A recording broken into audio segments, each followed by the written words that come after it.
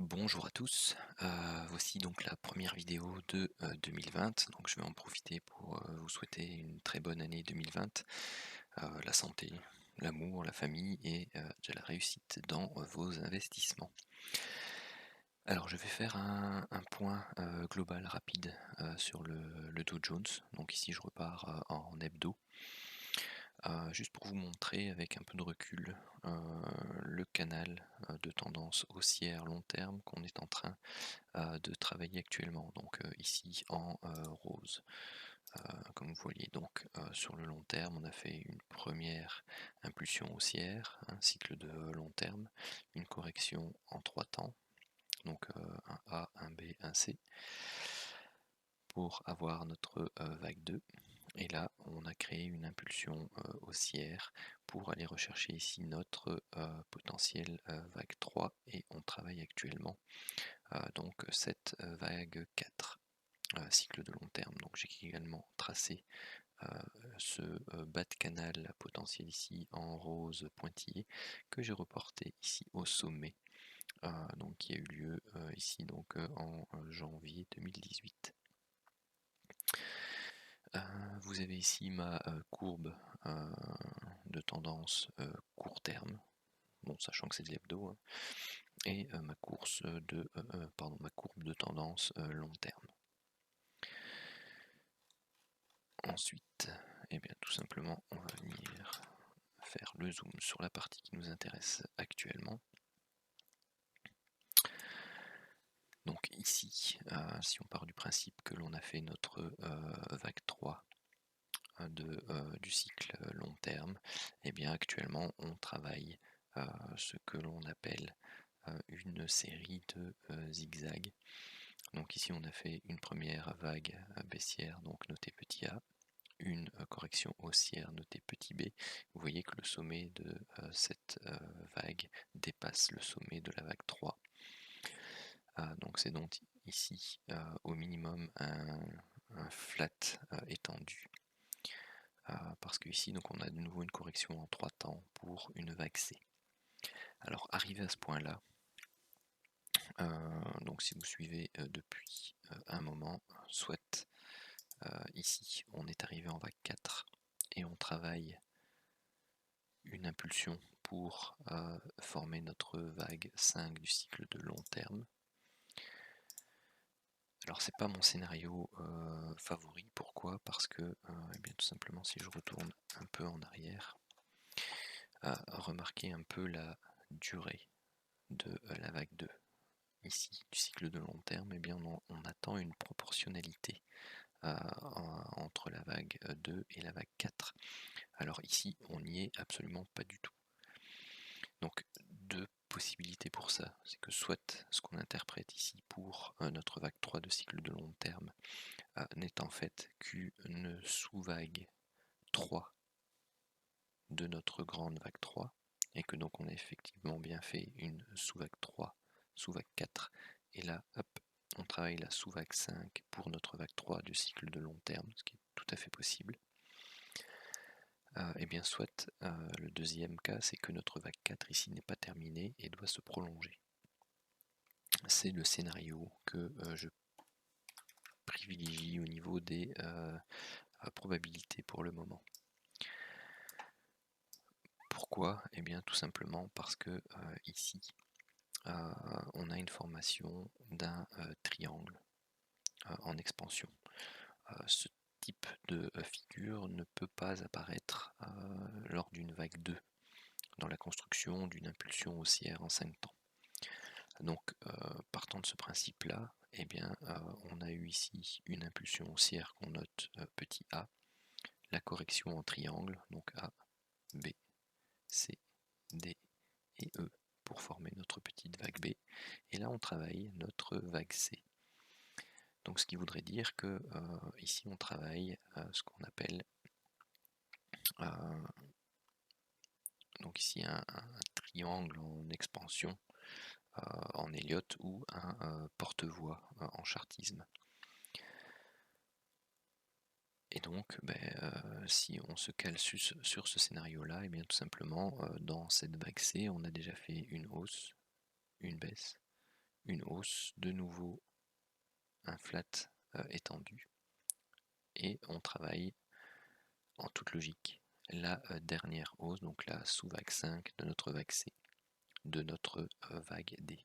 Donc ce qui signifierait que donc on a une zone de résistance relativement intéressante ici, qui combine donc des extensions Fibonacci, donc l'extension à 61,8 de la vague A projetée par rapport à la vague B, et donc c'est l'objectif théorique le plus souvent atteint lorsque l'on a une vague B sous forme de triangle.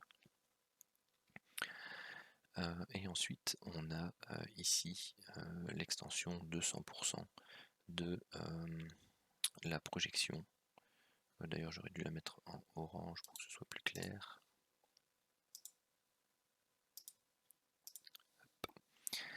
Donc de l'amplitude de la vague A par rapport au point de la vague C. Donc là on atteint une zone aussi des 200%. Nous avons ici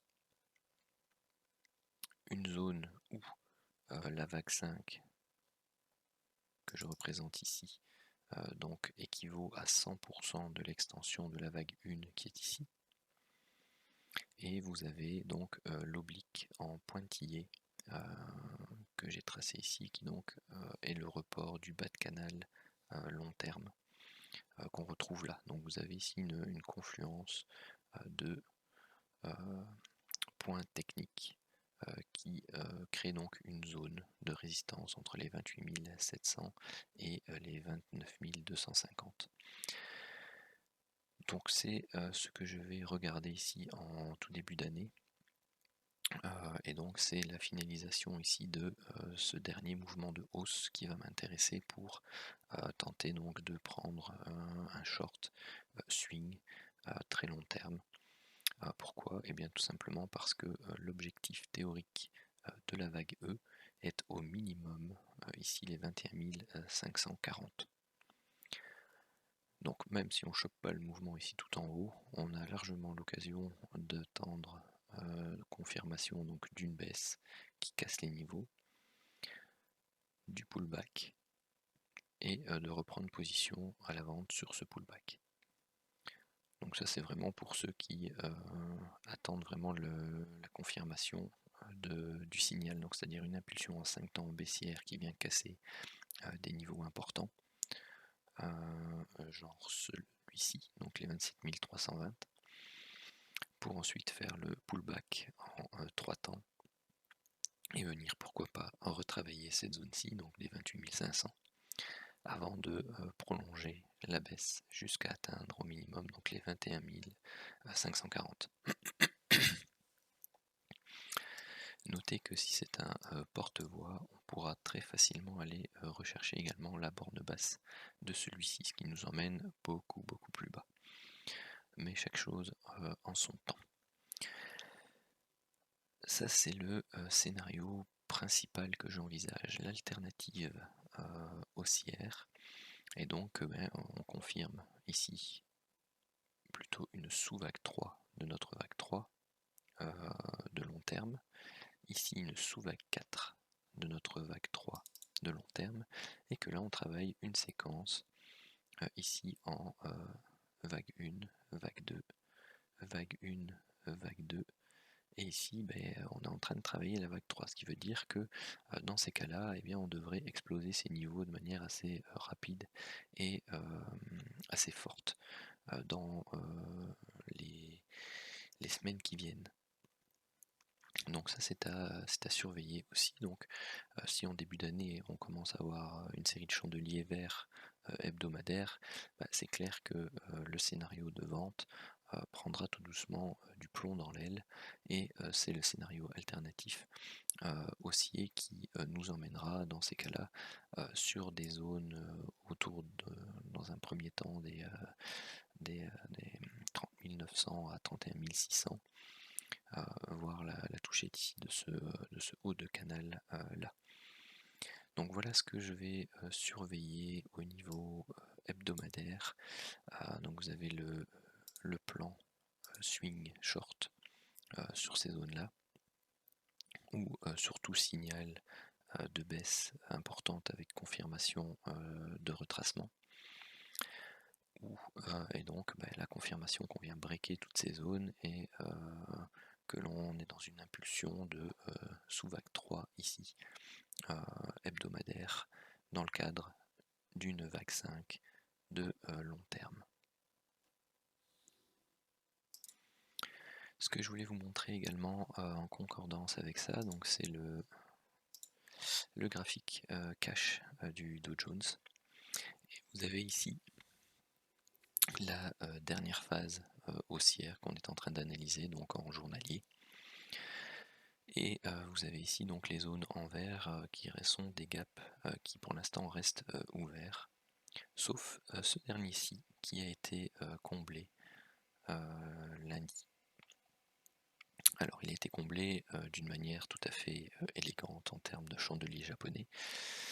Donc vous aviez eu ici la clôture donc, du 19, ensuite une ouverture en gap le 20, donc ici, avec une correction relativement forte.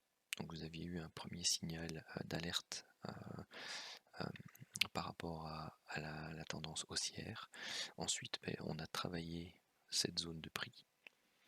On a tenté de s'en extraire ici, avec un gap à l'ouverture au-dessus des plus hauts de l'open, puis on a fait le yo-yo, on a donc créé ici un doji, une bougie d'hésitation. Et derrière, on a fait cette grosse bougie rouge impulsive qui est venue, on va dire, confirmer la figure ici, qui est une étoile du soir, et qui a avalé non seulement le doji, mais les 3 bougies précédentes, et qui est venue clôturer sur ce niveau-là, donc le bas de cette grande bougie. Donc on n'a toujours pas cassé ce niveau-là. Par contre, lundi, on a ouvert en gap baissier. On est venu tester le bas du gap qui était resté ouvert ici.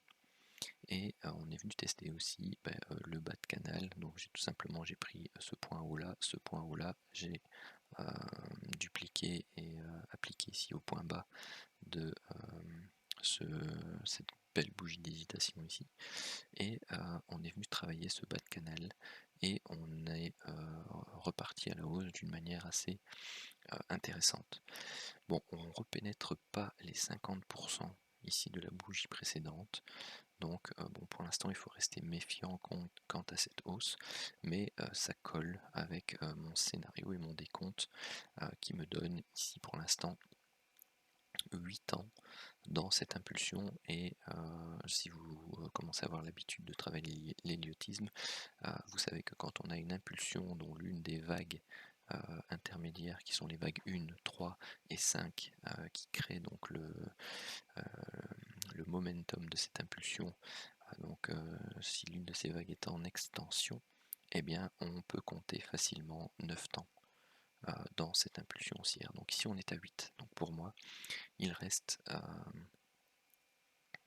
un plus haut à faire, et pourquoi pas ici dans ce biseau d'élargissement si. Donc un dernier plus haut à faire avant d'avoir une correction un peu plus importante.